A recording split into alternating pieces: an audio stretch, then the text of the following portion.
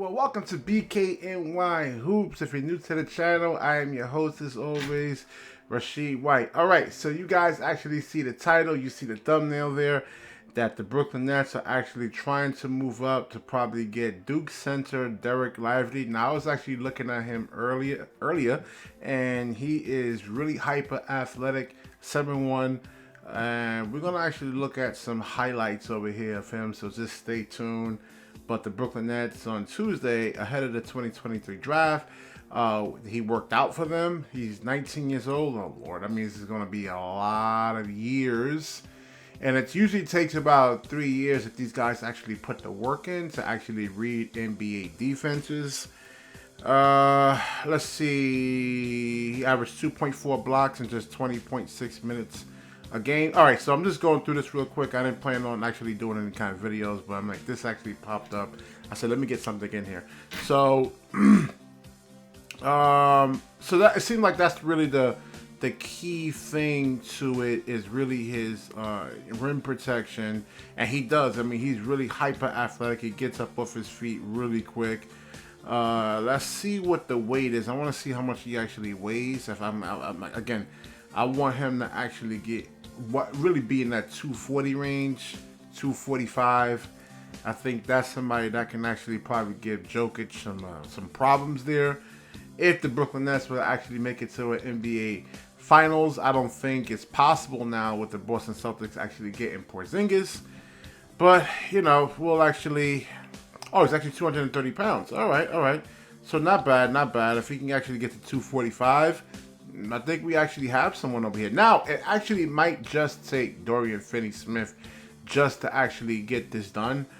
I hate to kind of lose him because, I mean, he's another guy. He's 6'8", 6'9", really hyper athletic, can actually really stretch the floor out. I mean, he's a guy that can, you know, like he's like a Bam Adebayo type. I mean, he can guard like bigger, much more physical players, you know, in the 4 position.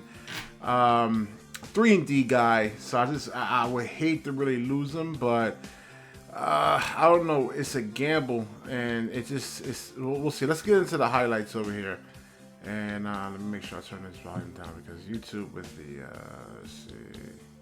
All right, it's down. Woo. Man, he gets like a longer Kenyon Martin, man. All right, so it's good that he understands. There's some fundamentals there in terms of actually moving without the basketball. So I like how he actually roams around. He just doesn't stand there actually looking for a pass that actually comes, you know, that'll actually come to him. He actually goes and hunts out the pass. So he'll just move around. Let's see some more over here. Okay.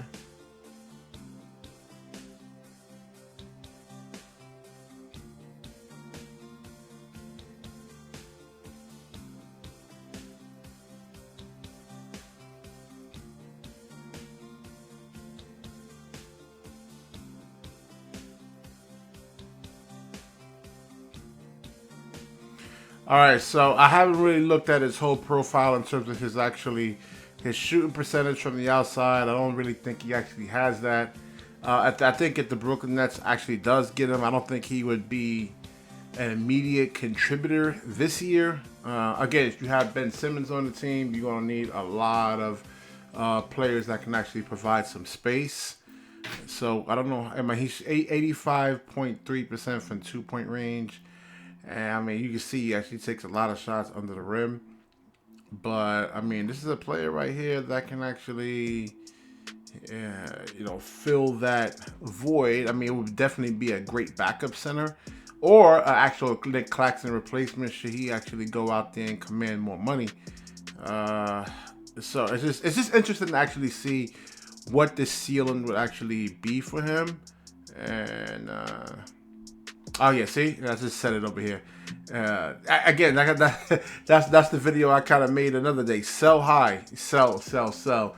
I mean, Nick Claxton is actually coming off his best season as a Brooklyn Net, and if you can capitalize and if you actually, like to say, redid the draft with Nick Claxton, You would say he's like a number 9, 10, 11, 12 pick, between 9 and 12, even though the Brooklyn Nets got him much higher than that.